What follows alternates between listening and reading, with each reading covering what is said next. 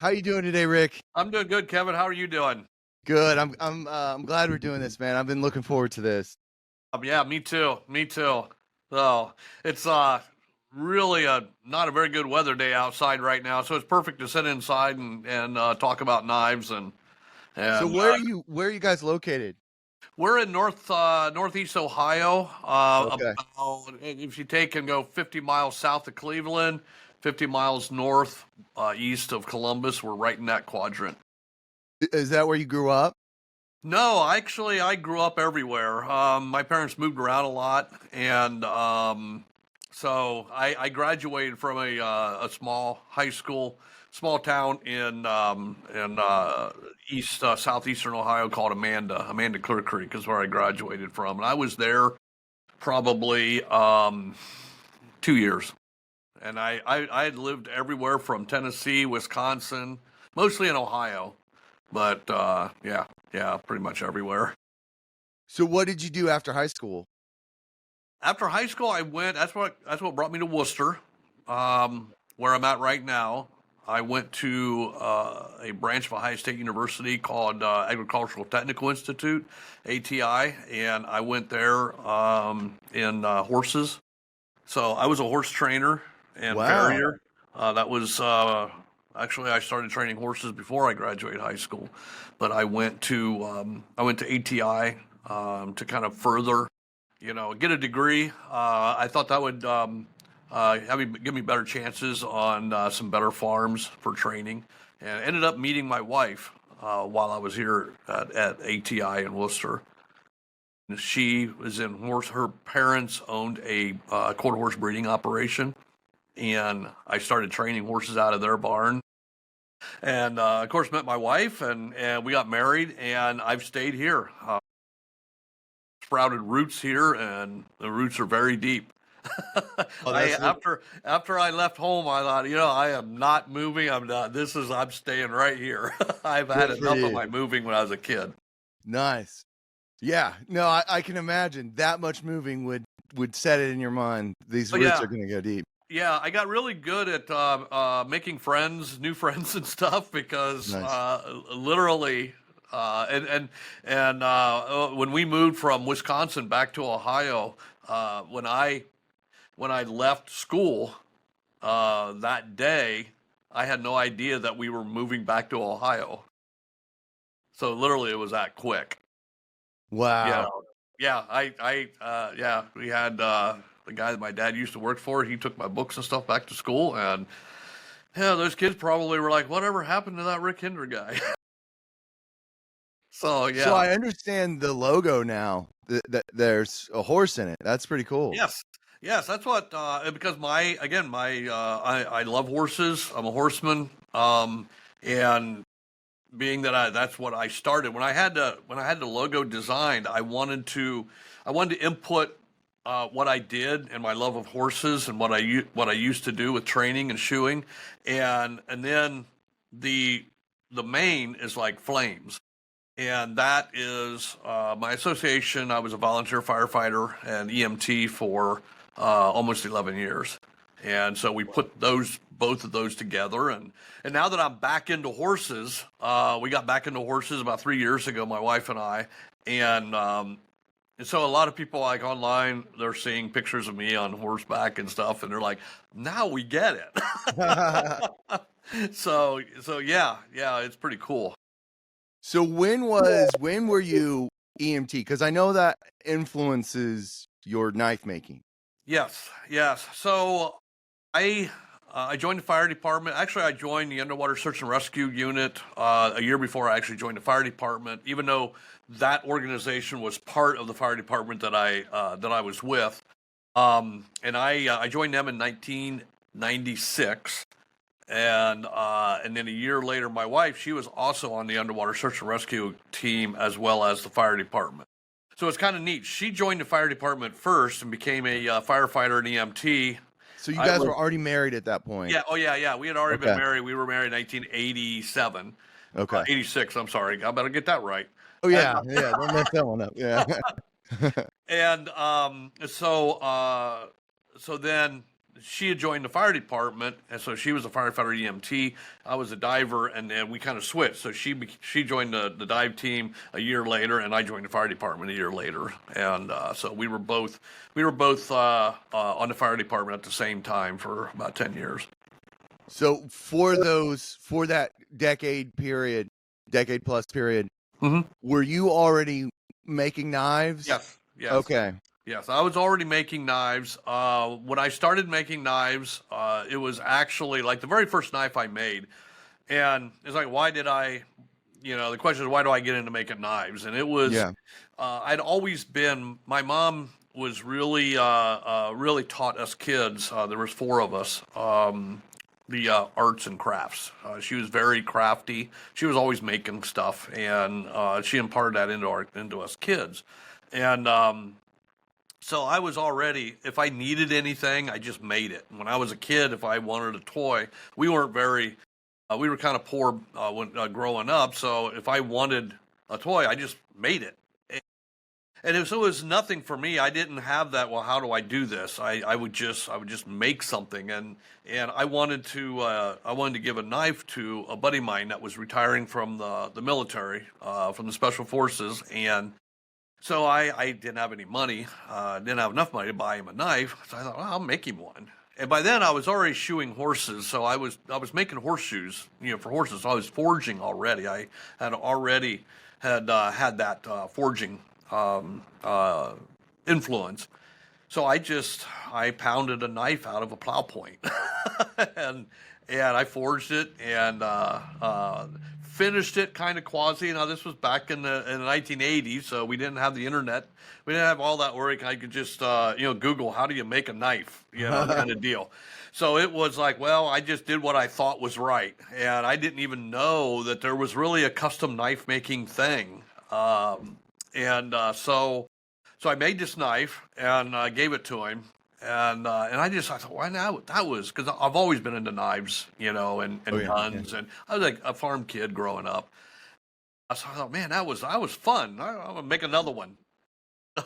So I made another one, and then I just got that bug, and again, it was partly the craftsmanship. I have to make things. I mean, that's just it's in me, and so I just kept making I'd make another knife, and I'd make another knife, and it just kept, and then I would show these knives to my training customers and my shoeing customers, and wow, that's pretty cool. And then that's where my first sales came from.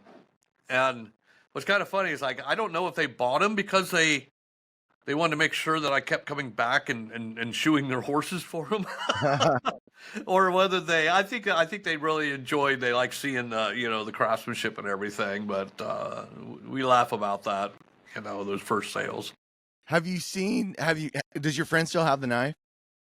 No, he doesn't. But I know where the knife is at. And have you seen it since then? Yeah, I've seen it, and it's in this fellow's collection, and Nice. It's pretty cool. But I do have the second knife that I made. Okay. And I look back at some of those early knives, and with what I had and the equipment that I had. Again, I didn't have any money back then, and so it's like, well, how do you make a knife if you don't have, nowadays, especially a knife maker getting started, you go out and you buy a 2x72 belt grinder or whatever to grind the blades, and all you have to do is just hop online and you have all of this available to you. Well, back then, and again, I don't mean to keep going, like, I had to go to school 3 miles, walk 3 miles, uphill, both going to school and coming home from school, the usual old fart thing. But literally back then, there wasn't a lot of this. You had to kind of come up with, okay, this is what I want to do. Now, how am I going to do it? Or what am I going to get to? Like grinding the edge bevels on a blade. Instead of like, I'll buy a 2x72 belt grinder. I found a washing machine motor, and I put a disc sander on it and modified it, and that was my first grinder. I mean, it took me forever to grind edge bevels on a blade, let me tell you. And but that's what I had, and when I get that question a lot from guys, young guys that want to start making knives, and well, what do I need? And I was like, well, you can, if you have enough in you, if you really believe you want to do this, you want to make something, you will find a way to do it. I mean, even if you just take a file and file the edge bevels, you'll find a way to do it. You don't need the big technology things or anything like that. So I like that. I just did a story. I think it was on Browning, John Moses Browning, and he would take scraps from his dad's scrapyard and assemble. So it's like the spirit of getting down, the ability to invent, yes, to create with your hands. Yes. That's the important part that you need. Yeah. Yes, and that is something that's in you. To me, it's breathing. If I'm not creating, if I'm not making something, I'm not breathing. I'm suffocating. I have to be able to do that. And I know, and yeah, with John Moses Browning, he's one of my heroes. And I believe he forged the first, the M2, the different parts of the receiver. He actually, on an anvil. Wow. Like, wow. Incredible. Yeah. But yeah, that's that spirit. That's one of those things that is, I don't know where it comes from. It comes from God. Is really where it comes from. He gave me this ability to be able to come up with things that have an edge. So I don't know. I was listening to an interview with I forgot his name, lead singer of Metallica. Oh, not Lars. No, not Lars. Or James Hetfield. Yeah, James Hetfield. Yeah, and these guys are awesome, by the way. Yeah, I was out thumbing through Facebook or something, and the interview asked him, it's like these songs and lyrics, where does it come from? And he was like, man, I don't know.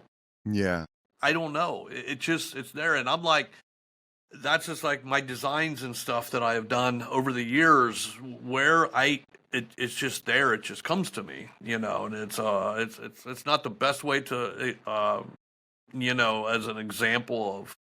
Instead of like, okay, I'll sit down and I'll draw something. It's lyrics. It's, writing a book in 2 days, a novel, it just comes to you. That's so cool. Because I've never made this. I love knives. I've always collected knives. And, at some point it kind of happened to me as well, where I was like, I want to write about this. I want to write these stories. And, I never made this connection to like the work of the hands physically with making knives to what I do. Because that what you described is very much how I feel as well. I don't know where it comes from. I'm definitely answering to something much bigger than I am. Right. And I feel very blessed that I get to practice it. But it can also be pretty frustrating. Right. And that's just it. It's something that it's not a forced thing. It's there or it's not there. And that's something that's really hard to explain to somebody. Some people know it. You hear a writer's block. And that's one of them things where if you force it, it doesn't come. It just has to come. And sometimes it comes at 2 a.m. or 3 a.m. That's it. That's it. Yeah. Like, I just want to sleep. Yeah, write this down real quick. I'm afraid it'll go away. I'm later, and I'm like, oh my gosh, I think this will work. And I've actually proofed out mechanisms in my head. Wow. And So then sorry, go ahead. No, my wife calls it the 1,000-yard stare, because I'll just be like just looking, and she'll be asking me, she's like, what's wrong? And then she remembers, she goes, oh, that's right, you're thinking about a knife. I'm like, yeah, sorry. That's amazing. So you can diagram it in your mind. Yes, absolutely. It completely starts there. A lot of times I won't even put it to paper until I'm sitting and I'm thinking about it. Okay. And I'm thinking about different lines, of a knife, and especially mechanisms, things like that. How can I improve this, or what can I do here? And I'll go through my mind on exactly before I actually put it to paper, because I'm not sure really what I should write down on paper until it goes over in my mind. And different designs were affected by different things, and then some just come to me. Yeah, it's again, it's hard to explain. It's like, oh wow, that would be kind of cool. I could see that. I'm going to go ahead and pull out the knives because I have a question about this little divot Yeah, right there. yeah, the cutout for the lock. Ah, so Yeah. So what's the purpose for that? the purpose is, if you think about it, you look at that. If that was full thickness, that Yeah. is a spring. That lock there, that lever, it's a spring. So if that was full thickness, it would be so hard for that to move over that you would never. You might be able to get it to lock, but you would never be able to get it to unlock. It's so you Wow. you relieve that material. That titanium is 6L4V titanium, which is a hardened titanium, and it acts as a spring. So you have to be able to take some of that material away so that you can be able to actually use it as a spring. Does that also help with weight? No, no, it's not Okay. really done to alleviate weight. It's really done 100% just to be able to make that to where it's actually a usable spring. Everybody I've been showing these knives to who didn't already know about them, Uh huh. just comments on. I mean, they always say. My friend yesterday, I showed him this one, Okay, and yeah. he said, "Oh, that's a nice stabby pokey." Yeah, yeah, yeah, yeah. uh, I've heard the stabby pokey thing. Or but they always comment on how light your knives are. mm-hmm. Mm-hmm. Uh, how do you accomplish that? Well, a lot of that is the materials that we use. Number one, again, the lock side is titanium. So Okay. titanium is a lighter metal than if it was steel. So that takes a lot of weight out of it. And when I design a knife and engineer a knife, I think of the weight in the knife. I want it to be, so I design the knife particularly not only not only for ergonomics, the way it fits in your hand. I'm a big proponent, and a lot of this is my usage of a knife, Yeah. especially when I was on the fire department and things like that. Now, that being said, firefighters don't use a knife every day on the fire department. It's actually very seldom that you actually have to use a knife. But when you do have to use a knife, it better perform. Yeah. Um, so, so a lot of that, one of my philosophies on a knife is a tool. Number one, it's a tool. And if you're using a tool, you don't want that tool to be working against you. In other words, it's an extension of your hand, it's an extension of your arm. And if it's bulky, if it's heavy, if it's ergonomically not comfortable in the hand, in other words, you get hot spots when you go to work with it, it's not it's not making your job easier. So when I design a knife, especially all of those factors come in mind. Is it comfortable to hold? Make sure there's no hot spots, the ergonomics, the lines of the knife, how it fits in your hand, the angle of the blade in your hand when you're working it. Again, you don't want it to work against you. And weight goes a lot into that. You don't want and especially on a folding knife, it's a pocket knife. It goes in your pocket. You don't want a knife that's going to pull your britches down. Yeah. Or that's on the extreme end. But on the other end, just being uncomfortable to carry. You don't want a brick in your pocket to where it's uncomfortable to carry it because you're going to be carrying it all day long. So I factor that into my designs. So if there's a way that I can reduce some unnecessary weight in a pocket knife, in a folding knife, and even in a fixed blade, absolutely I'm going to do that. So there you'll see on some of my knives some lightening, some areas usually where you can't see on the inside, where I'll lighten. I make some lightening cuts and stuff like that. And that's not just lightening the knife for the sake of lightening the knife. You also have to have a balance. Again, you want this knife to work for you, not against you. So when you're holding a knife, when you're using it, when you're working with it, you want it to balance properly. So with the blades, how much does the steel dictate with shape, design, weight, and all that? The actual steel itself, there's really not that.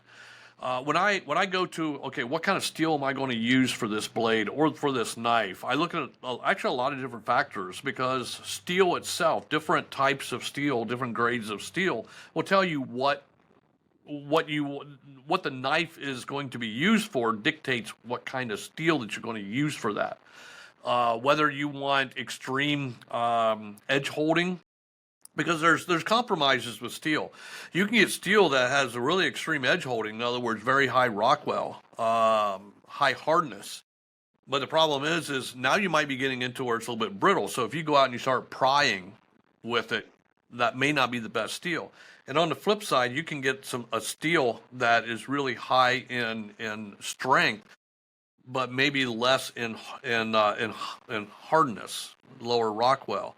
So you're constantly doing a compromise.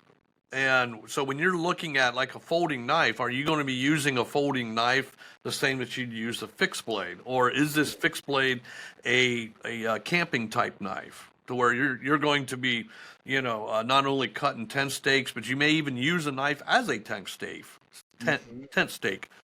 So there's a lot of factors that go into that. A folding knife, I'm going to be using a steel that, number one, is a high hardness, so that we have good edge holding. And also, what grind am I using? My Spanto grind actually is, I'm grinding the blade to match the very high toughness. So I can go up in my hardness, but yet I'm still going to maintain that toughness. In other words, that blade being able to do some prying without snapping. I guess I'm really going off on a tangent here. There's a lot of different factors that go into design. It's not just blade steel. It's not just the overall style of the knife. A lot goes in. What is it going to be used for? So yeah, and a really long answer on that. Blade steel matters, but there's a lot of other factors that go into it. So another thing, one of my friends was, I don't know a whole lot about knives. I just know I love them. So he was describing the bearings. Yes. In there, what's the purpose? Is that where they would be, in there? Yeah, they're in the inside. Okay. The bearings on where the blade actually on a regular without the bearings. And there's a timeline on that. My knives have I came up with what I call a tri-way pivot system, and I designed it to where you can be able to use whether nylon, nylotron washers. In other words, in between, if you notice on the pivot area, there's a gap between the actual steel blade and the titanium handles. Gotcha. And that's a 15 thousandths gap on my folders. Wow. So in that 15 thousandths, it's got bearings in it right now, but you can put a nylon or a nylotron washer in there instead of the bearing. So the surface of the blade where it meets the titanium, you would have a washer instead of bearings. And then you can also, some users like to put phosphor bronze. And and again, I made it, the reason why I came up with the tri-way system, because you can go either just the nylon bearings or the phosphor bronze bearings, or washers rather, or you could use the bearings. And each one gives you a different feel on the knife. And each system should be thought of on what you're going to be using the knife for, because there's pros and cons of each system. So the bearings obviously make the most, I would say, slick movement in the action. Okay. So, but one of the drawbacks to the bearings is the fact that if you're in a real sandy environment or real dirty environment, well, you can get that in the bearings. Oh. And then you would have an issue. And I'll go into further detail on what you do at that point, and also why I designed my knives to be taken apart easy. But if you're working with that knife in an environment, real muddy, like somebody working on a pipeline or something like that, you don't care about how how fast you flick the blade out. You don't Yeah. care about whether it's what they call drop shut smooth. You don't care about that. You just want a knife that you can be able to rely on that's going to open and close every time when you're out in that environment. So then you may want to go with the nylon or even the phosphor bronze washers. So instead of having a knife where you can only have one system, I came up with a tri-way system to where you can, when you purchase one of these knives, you can configure it exactly the way you want to configure it based on the conditions that you're going to use this knife for. And that would factor into like the customizability. Absolutely. Because one of my friends said he looked at it and he's like, "You got to take this apart," and I was like, "No, I can't do that." I was like, and just from a knowledge perspective on my part, I didn't want to like mess up this work of art, but Yeah. that is a huge part of what you do. Exactly, exactly, and it's kind of crazy that we actually, where a lot of companies makers like don't take apart our knives. We actually encourage people to take them apart. So much so that we make and sell accessories that you have to take the knife apart to be able to, to actually put them in. Different standoffs, different screw. We have all kinds of different things to make it your own. And how is that possible? And that's really the ticket. Is making it possible to where you can do that. And why did I come up with this? When I first came up with the idea of I want to design this knife, this folding knife, to be able to take it apart and put it back together. Why? That goes back to the fire department, and the need to clean your tool. For some obvious reasons I won't get into. You have to be able to clean it. You have to take it apart to clean it and make sure it's surgically clean. And so that went into, okay, well, I need to design my knife that I'm using to where I can take it apart really easy, clean it, put it back together, and it works the exact same when you put it back together. And the ticket to that is tolerances. To have really high tolerances so that when you take it apart and you put it back together, everything fits like a very precise puzzle, so that then the knife is still going to work exactly the way it did before you actually took it apart. Now, that was the main reason that I engineered and designed my folders that way. Now, the fact that you could be able to customize and make it your own, that came later. That was actually after the afterthought of being able to take the knife apart, put it back together to clean it, field maintenance, stuff like that. Everything that I do, it has a reoccurring theme, and that is the usability of the tool.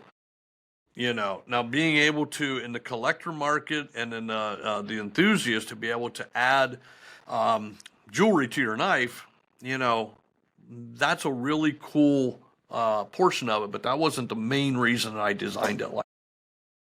I'm glad you said that because there is also a very artistic element to what you're doing with that customizability.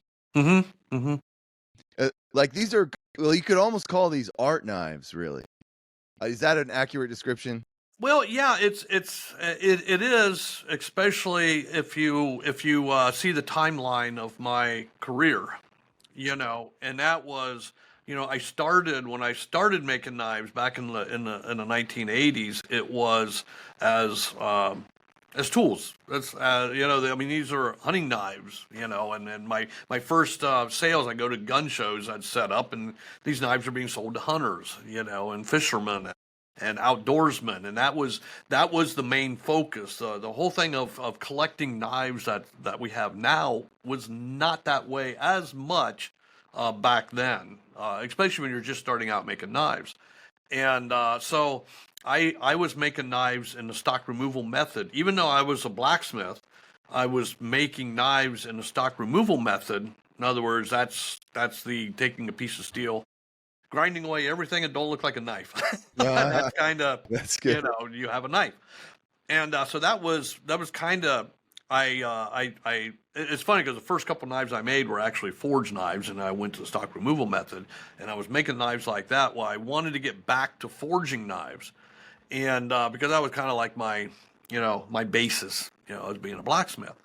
And so I started forging knives, and I found this knife maker, this bladesmith named Hugh Bartrig, and he's one of the really really top art knife makers in the industry. Even still, they have an award named after him, the Art Knife Award at the Blade Show. And anyway, so he helped me refine my craft of blacksmithing, bladesmithing, and he made art knives. And again, that was part of the artist in me. I was like, wow, this is really cool because the artistry in the steel itself, making Damascus and Mokame and working with exotic materials and gold inlay and just on and on and on. And so I kind of went to making these really pretty knives. But the thing about it is, I was making art knives, but it was still my my idea or my passion of making usable tools. It was still a knife. Yeah. It might be pretty, but you could still go out and gut a deer with it or whatever. Okay, you gold inlay, pearl. It's still a knife. I never lost the fact that even though these are really really pretty art knives, I never lost the fact that these are still tools. Because once it becomes pure art, as far as that, if that's their main focus, to me it's not a knife; it's sculpture. Yeah. So a knife is a knife. So if you take a knife, this functional tool that you can go out on a camping trip with, you can make it pretty, and then it's an art knife. But it still has to be a knife if you want to call it a knife. So that's just kind of a philosophy of. I like that. That's utility first. Absolutely. If it has an artistic flair, if it looks pretty, if it's appealing, it has to be able to, like you said, gut a deer. And perform at a very high level. And that's where, when you look at my knives now, you see that influence of the art part of it. And the influence is there because you can still make a very usable knife. But when you see the lines and everything, and when you look at one of my knives, you see these particular lines that we call them design elements. Even other knife makers, I can look and I can see a knife on the other side of the room and say, oh, that maker made that knife. I can tell because of the design elements. And so my design elements come from my usability part. So those lines, they're not just pretty lines. It's for the ergonomics of the handle. So it's a pretty looking knife. It's an art knife. There's art in it. But that art has a purpose. And the purpose is the usability of the knife.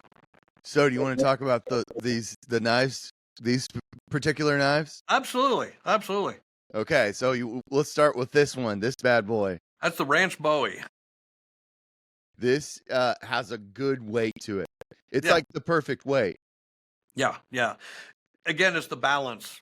You feel that you can take that knife out and use it all day at a campsite, and not, your hands aren't sore. Yeah. And you can carry it without, I like to test my knives. I used to do a lot of backcountry backpacking and canoe trips and everything. So I would always take my ideas with me. I would make a prototype knife, and let's take this and test it out. Sometimes I carry 3 or 4 knives on me. Nice. I'd be weighted down with knives. People are like, "What are you doing?" I'm like, I gotta test them. And one trip down at Linville Gorge, down in North Carolina, I believe North Carolina. But anyway, we did a 5 or 6 day backpacking trip down through the gorge, and that was the trip I wanted to test blade length on a camp knife, blade length and also thickness. And I had this one knife. It was a 8-inch blade. I'll never forget it. It was an 8-inch blade camp knife, big honking thing. And yeah, I found out. Something? I almost just like dug a hole and buried it. I mean, it was that weight hanging off of my pack, and there was nothing that a 4-inch blade could not do that 8-inch blade. And so I found out then and there. It was a good tent stake because I pounded it in the ground. I did use it for that, but yeah, you have to, as a craftsman. I believe if you're making a product, you need to go out and test it. You need to find out. because that will influence your design on the usability of the knife. And the Ranch Bowie was one that I did that. We did that a lot, on the type of handle, the lines in the Yeah. handle, the underside of the handle, how your hand wraps around it. Can you be able to use that for push cuts really easy? Is it balanced enough that you can use the tip for caping out an elk, or so all these things go into that design. That's why when you pick it up, even if you're never going to use it for some of those, you pick it up and you're like, wow, that really feels great. It's like a gun. The handle, if it don't feel right, it's not going to work for you. Absolutely, the grip angle on your carry pistol. I mean, it all matters. This feels very good in my hands. It fits perfectly. I can tell you spend a lot of time really making sure it forms to a person's hands. Yeah, and that's just the years and years of experience, and people say, well, you're successful, and I'm like, well, it could be longevity. I've been at it almost 40 years. So if after 40 years I don't have something in that, yeah, I better find another occupation. Better go back to shoeing horses. But no, seriously, it all, just years and years of testing and using these knives, building them, and knowing what materials to put into them, as well as, and again, it's not just taking a knife, a piece of steel, shaping it, putting an edge on it. You're actually, everything is factored into that. The length of the handle, the width of the handle, the depth, the what kind of weight do we have in the handle, in relationship to the blade. And then the grinds on the blade. How are those grinds going to affect what you use the knife for?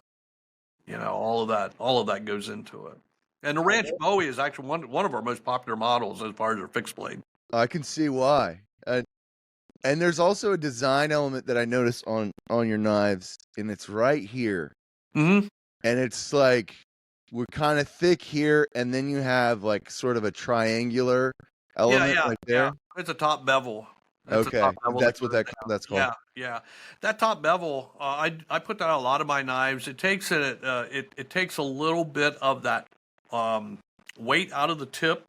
You don't want a forward heavy blade, because you're Gotcha. going to be working more, especially with fine tasks, with that. So it helps with that. Is also it takes, if you're using that, for fine work, the tip, you're going to have that full thickness out at the tip like that. If you don't need that, it narrows it down a little bit so you can be able to get in some of those tight spots. And these ridges here are so you can get your Get a good grip on that. Yeah, and a okay. lot of that is not just when most of it is when the knife is wet. Okay, Ooh. because you can grip it without the jimping. We call it jimping. You can be able to grip it without it when the knife is dry. So you go to a knife show or a gun show and you're feeling these knives. You're like, wow, that feels good. I think that'll. But think about in your mind, especially if you're if you're butchering out an animal or skinning out or gutting a deer, when you're hunting, or even just when you're out, on a hike or a camping trip. A lot of times it's not it's not sunny every day and 80 degrees and perfectly dry. Think about when it's really muddy. And you're you go out on a 6-day hiking trip, camping trip, and it rains every day. It's going to be covered with mud. That's going to those jimping. That jimping is going to give you that extra, and that could be.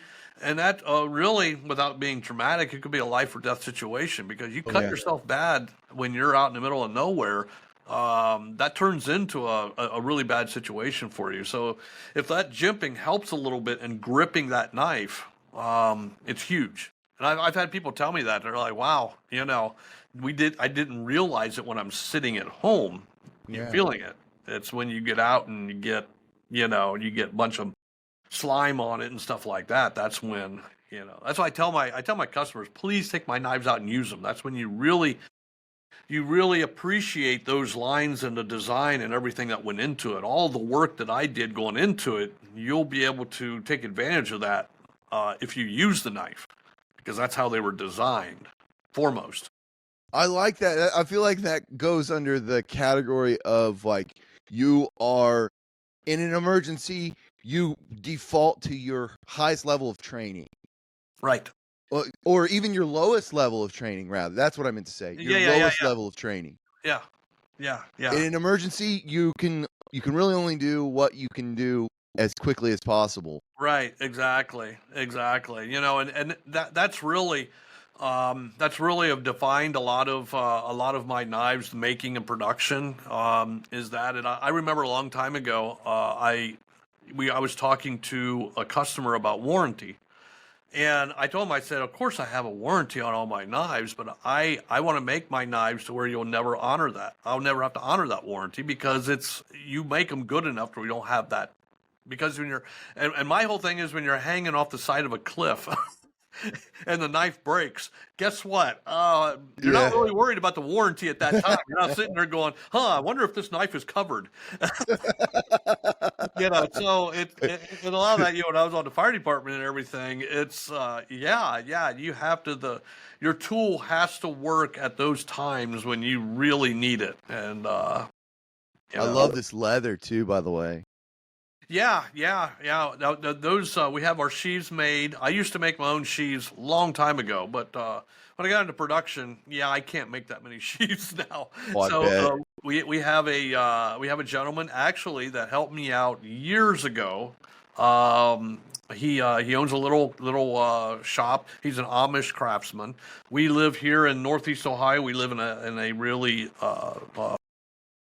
really high Amish area. We have a lot of Amish families in our areas. Very, very. One of my best friends is an Amish horseman.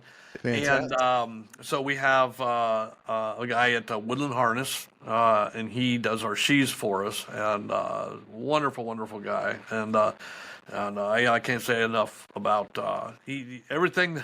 And sometimes I'm really making sheaths for knives is a little bit different than making harnesses for horses. And so a lot of times we go back and forth. It's like, we need to get it done just like this, and he's wonderful to work with on that, and he does a great job.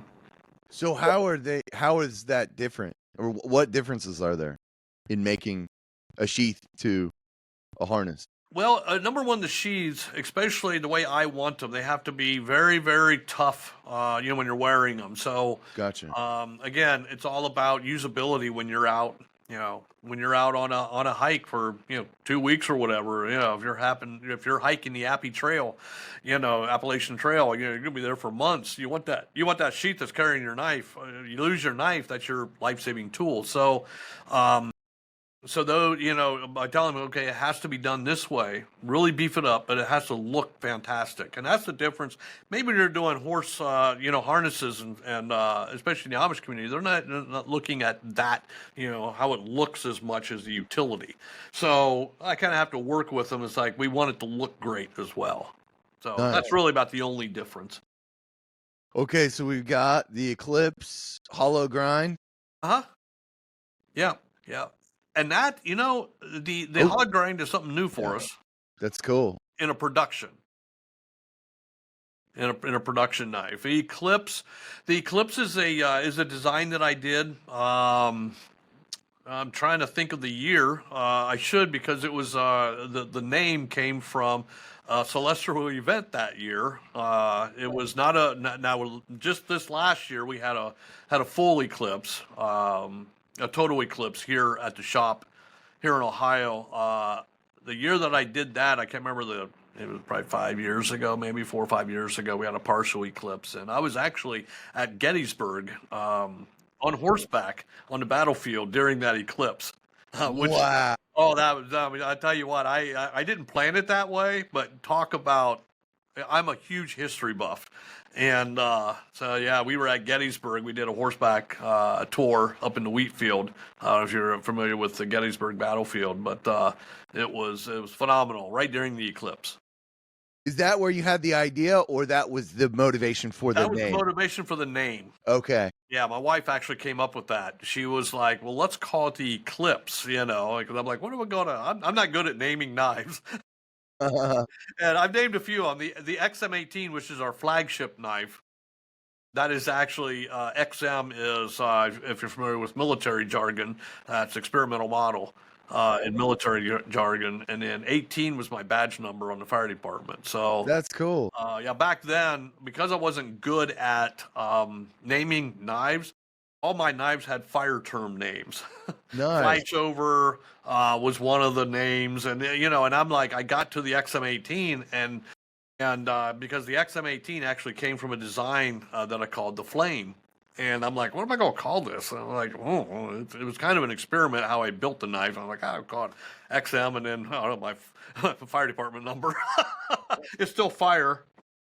That's cool. Yeah, but the Eclipse came from from that, and it was a little bit different design from some of my other knives at the time. Uh, that's a design that also was a collaboration with Zero Tolerance with Kershaw. So Nice. they also made that design in a 0392 is what their name for the knife was. They do numbers, so that that design has a lot of miles under it now. So on this part right here, the 3, is that the tri-pivot? Is That's that what the that Triway. That's the Triway. tri-way? Sorry. Yeah. That's our logo for the Triway system. Man, And I love and then you got your logo there, and then the H. Yeah. The H stands for the hollow grind. So that was Okay. that's a new thing for us in our production. Almost all of our other knives for years has been flat ground in a production sense, and so again, I'm always looking at advancing cutability and what you're using the knife for. And the one grind that I do is called the slicer grind, and it is more designed and engineered for what I named it, slicer, for slicing.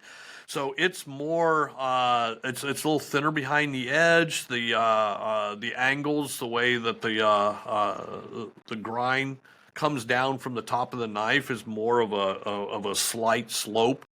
So in other words, it slices. It's something that you would take if you think of slicing like a tomato. Okay, it's more engineered, designed for that. Not really slicing tomatoes, but you kind of get my point. It's more of a slicing. Whereas like the Spanto is a thicker. The tip is a little thicker. Now it also, of course, it slices, but it's made for more. Where if you had to pry with it. Okay, so those are the different. I see it. That's Yeah, you cool. can kind of see, especially when you look down on the top of it. Yeah, that's really cool.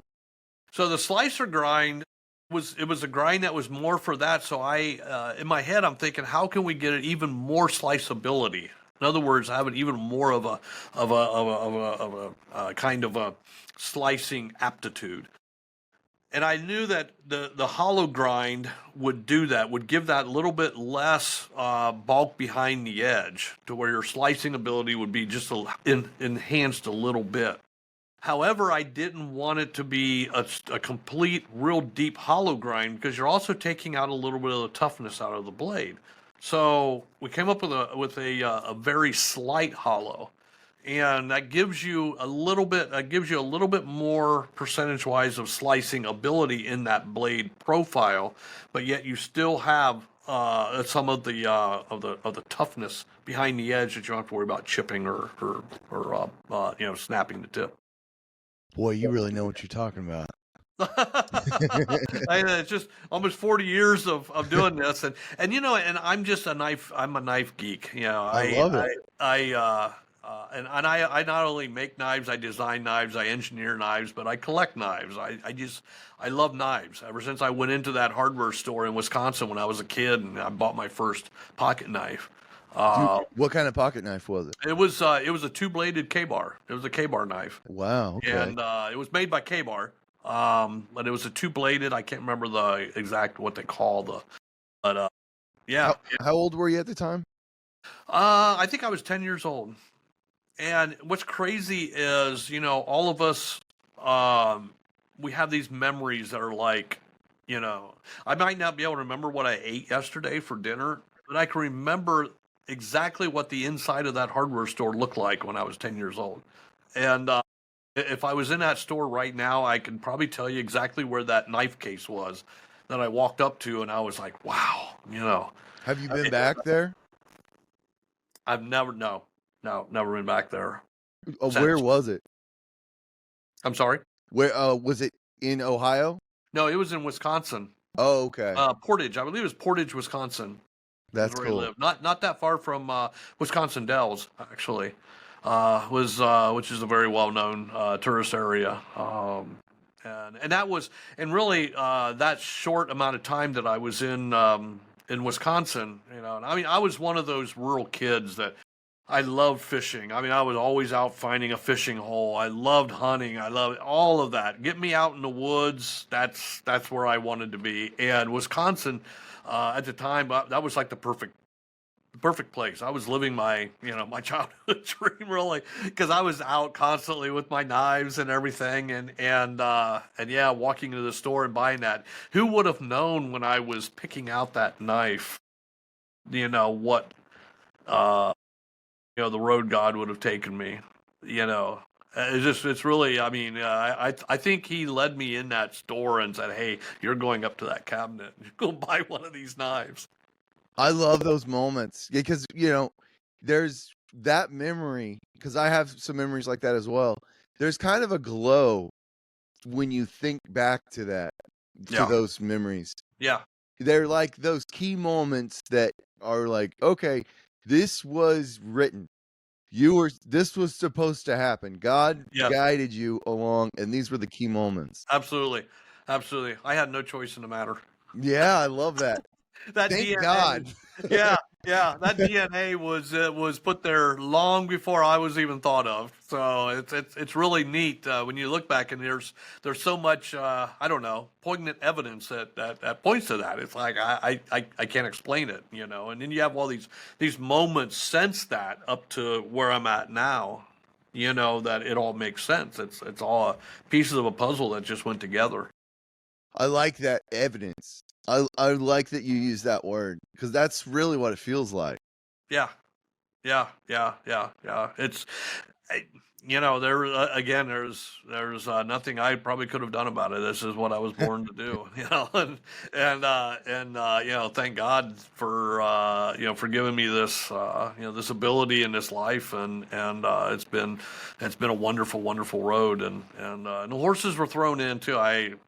For many years I kind of I got out of horses. I was out of horses for there was a time period, and I found out 3 years ago that once a horseman always a horseman.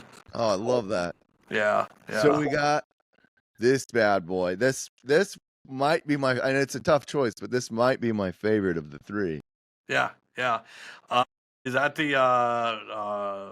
the So, XM18? I'm looking at it. I'm not sure what Taylor's saying, sorry, but yeah, that's the XM18, 3.5 inch, I think, or the 3 inch. that I do not know. Facing on, it looks like might be the 3 inch. I like the two. I like the coloring on it Yeah, on yeah, the handle. yeah, and that's that make it your own deal. That's what. Yeah, Even when we make our knives here, here at Rick Hinderer Knives, we have a wonderful, wonderful staff of assemblers, and they. A lot of them are really craftsmen, artists in their own right. We give them latitude to when they're assembling these knives to make some don't put just the regular stuff, put some anodized standoffs. And again, it's like when the customer gets it, they look at it, it's like, wow, this is special. This is wow, it's got blue accents. It's it makes it something a little bit different. So when you show it to somebody, they're like, wow, that's really cool. And then you can take and get some different things to put in it. Next week you have a totally new knife. So. And again, it's I got a big shout out, kudos to my crew here. If it wasn't for the absolute fantastic crew that I have here, it would be really tough. I'd be wore down to the bone because that's me still making a lot of knives. I wouldn't be able to ride horses as much as I do now if it was. Oh, yeah. You gotta have the crew, man. You gotta have the crew. Absolutely, absolutely, and that is really that's the secret. The secret of Rick Hinderer Knives and our success is the people behind it, because I can't do it all. And they, I taught them exactly what I expect, and their levels are phenomenal. Their levels of performance, or levels of craftsmanship, is really phenomenal. They are in touch with what makes our knives special, and they're really hard to, they do not let anything get by them. No, oh, that's fantastic. Yeah. That's great. Yeah, yeah. We have a really, from the assembler that actually assembles the knives, even the shop floor, because we make all of the parts for our knives here, right here, in house. And That was one of the biggest questions I was going to ask about the U.S. made aspect. yes, yes, yes. The U.S. made aspect. There's a lot that goes into USA made. Why USA made? Why? And there's a lot of the usual. Well, the quality, support your local. Of course, I believe wholeheartedly in that. But really, when you start thinking about USA made, it goes to me. For me, it goes even deeper than that. When you buy a USA made product, and why you want to support USA made, a lot of the ingenuity and the craftsmanship, the design, the advancements in the knife industry come from the U.S. And you think about that. There's a lot of knives and decent knives that come in from overseas, but that's all technology that originated in the United States. And we need to foster that. We need to foster that when you support USA Made, not only are you getting the best in quality, you're supporting your fellow citizen in great jobs and in livability, but you're also supporting that innovation. That innovation for the future. You're supporting those makers, those designers, and those engineers that are crafting the next perfect knife. And you're supporting that, and that's what really, by supporting USA Made, you're getting that. And especially like in our knives, we make everything here. Everything that when you buy that knife, everything in that knife was engineered, was designed, was made by American hands right here. I don't have to go down or look at the a sale page online and say, well, okay, I'm going to buy those, and those are going to go into the knives. I don't know where those came from. I don't know, what's their level of quality. Yeah. And I don't have to worry about that if I make them here. And we demand such a high level of precision and quality that we can only be able to do it here. Because of the fact that we know what went into it. I can go talk to Mike on the shop floor, and he can tell me about, hey, this is what we're doing right now, and I know the tools that went into the milling machine that actually made that part, and the tools that I buy are the best that you can get. So all of that goes in to the end product. And so when you're getting a Rick Hinderer knife, you're getting all of that. There's so much behind it that people don't see, but they feel when they pick up the knife. You can tell. This is not a factory knife. Yeah. And that's why I kind of try to explain to people when they ask me, well, why should I buy one of your knives over, what I can buy at Walmart or something like that? And that's a valid question. I mean, the price is different than some of the knives coming in, overseas. And, so what are you getting? Each one cuts, so what are you getting? So when I explain all of that, and sometimes it takes me an hour or two because there's so much into it, without even getting into the historical part of it, and people are like, oh God, don't let Rick get started on history. Oh, I love it. It's all of that goes into this product. So when you set that knife in front of a customer, especially I love the new customers that don't really, they aren't the knife enthusiasts, that maybe already know custom knives and the high-end knives and stuff like that. I like to get these guys that come in. It's like when I was sitting up at a gun show in Medina, Ohio in 1991, and nobody knew the internet. The internet was around back then, but I don't think definitely not like it is today. And so I would get that person who would come in the door and walk by the table and they'd look at the knives, and then they'd see the price and like, oh my gosh, And then I would get to explain a lot more because back then, they didn't have those avenues to where they can find a custom knife maker. And I would explain all this to them as they're holding the knife, and you would see that enlightenment just come over their face. And then they would purchase the knife, and they'd come back 2 months later and tell me about how they dressed out 10 deer, Yeah, yeah. theirs and all their buddies, and never had to touch the edge. And then Wow. that enlightenment would come back, and I'm like, that's what you paid for. And the other thing that I like to put in there, because I'm a big proponent of this, is pride of ownership. Oh, yep.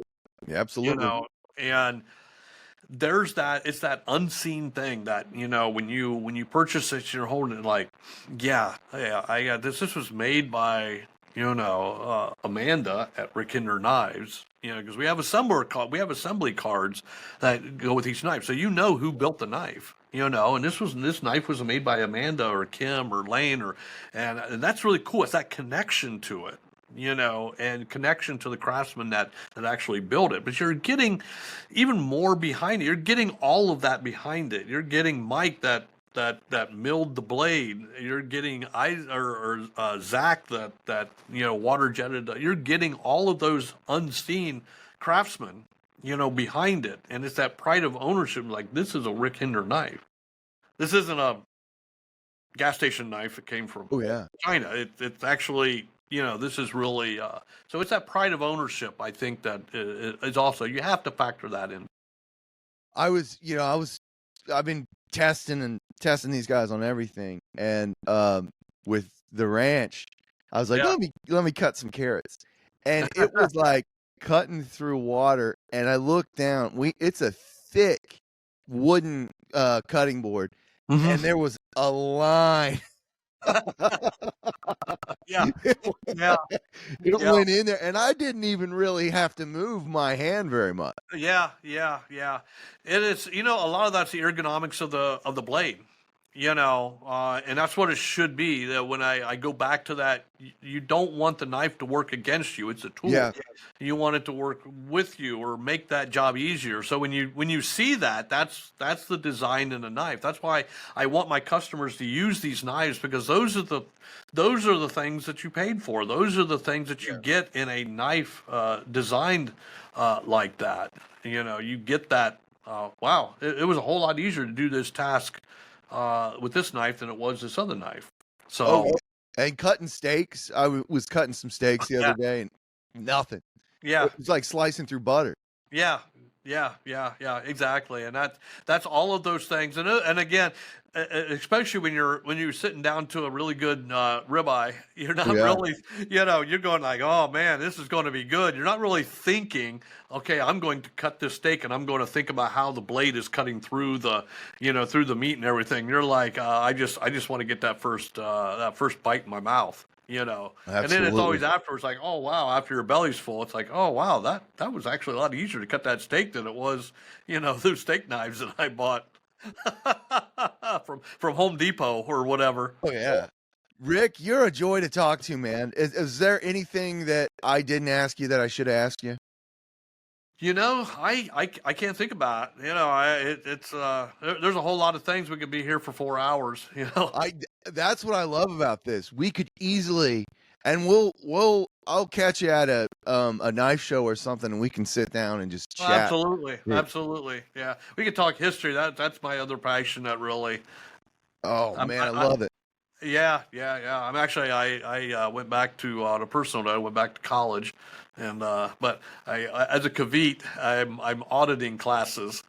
Congrats, man. Actually, in university, yeah, we're American political thought. That's what this this past year has been. So you can imagine what that's it's actually a really fun class. What a year to take that class. I know, right? That's fantastic.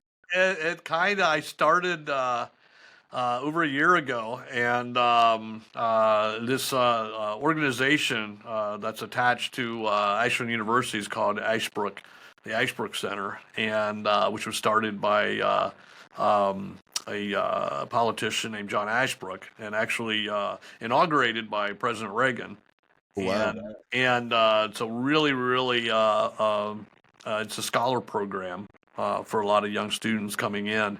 and so we learn only from primary documents. So Fantastic. when we're studying early American history, we actually ask the founders. Instead of learning from a textbook Yes. or reading from a textbook that was written by somebody that was their opinion. Yeah. We're actually, it's like, well, what did Thomas Jefferson say about this issue? Well, let's ask Thomas Jefferson. And it's a That's the best conversation. way to do it. Oh, absolutely, absolutely. It's not like, well, is that really true of what I'm reading? Well, Yeah. yeah, because this is what Thomas Jefferson actually said. And so yeah, the first class was Democracy in America. That was a really interesting class, and that was Fantastic. the founding principles and stuff like that. And I've always been a history buff ever since I was in second grade. And that was my other avenue that I could have went down that I didn't. And I'm perfectly happy. Again, God told me I was going to be a knife maker. Uh, he said you can do this as a hobby. Yeah. Yeah. That's fun. And so yeah, so we learned things about the founding principles of this of our great country that I didn't even know, which I think is must education for Americans. Absolutely. Absolutely. Next time we'll talk history. There you go. You go. We'll focus on history.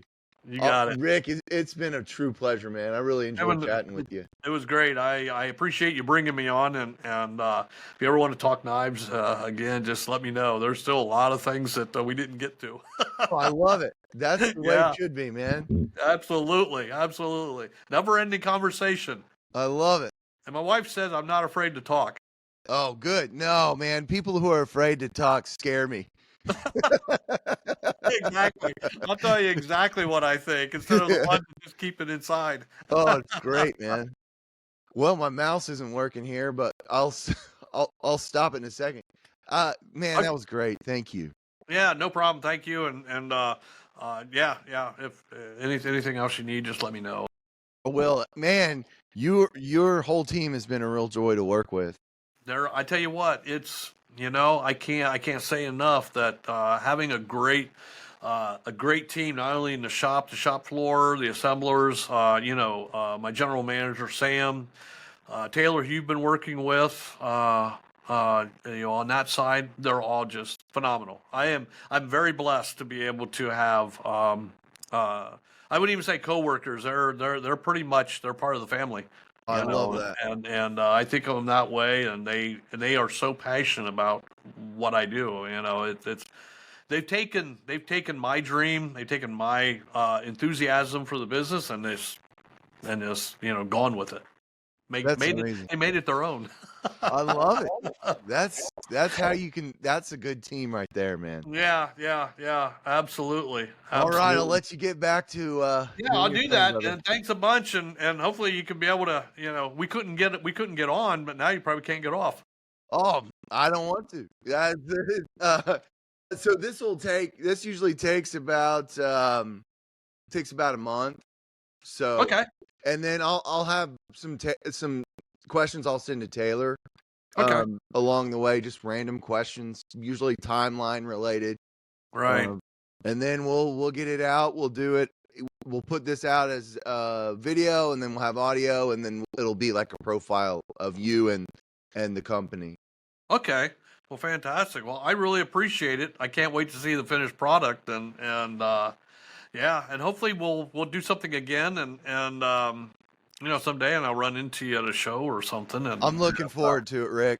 And if you ever find yourself in Ohio or wanting to come to Ohio, and I know a lot of people are like, why would you want to go to Ohio? But I tell you what, you have an open invitation to come by the shop. I'd love to, man. If I'm anywhere near there, I'll make sure to. Oh, absolutely. I have a museum that you would really, I'm sure you would really enjoy seeing of historical artifacts, and if you like riding horses, I can get you on a horse. Oh, I love it. It's a deal.